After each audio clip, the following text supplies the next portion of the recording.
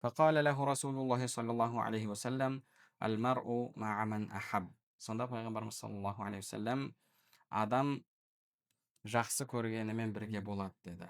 Адам жақсы көргенімен бірге болады. Басқа бір хадистерде юхшарул мар'у ма'a ман ахаб.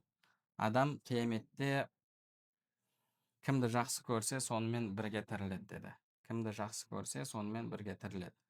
Адам осы хадистерді оқыған кезде өзінің жүрегін тексеруі керек. Кімдерді жақсы көреді?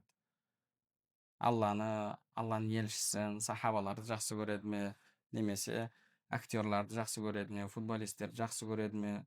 Неге? Себебі Алла субханала тағала кімді жақсы көрсең, сені сонымен бірге тірілтеді. Кейбір адамдар осы кейбір футбол командаларына немесе бір актерларға артық махаббат қойып жібереді.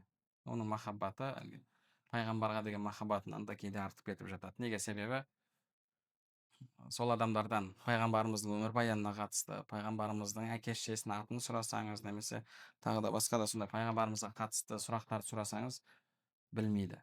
Бірақ әлгі футбольный команда немесе футбол клубына қатысты оның қашан ашылғанын, кім оның иесі болғанын, қай жылдары кімдер ойнағанын, қандай матчтер өткізгенін, қай матчта қанша салғанын, олардың әлгі алатын гонорарлары, субханалла, сондай жігіттерді кездестірген едім, футболдың хафизы кәдімгі.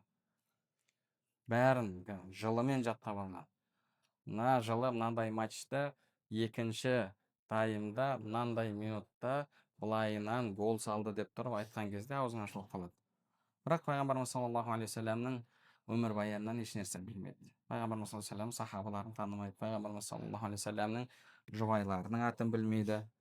Бұл адамның жүрегіндегі бір махаббаттың көрінісі.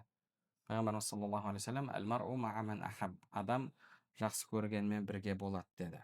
Жақсы көргенмен бірге болады.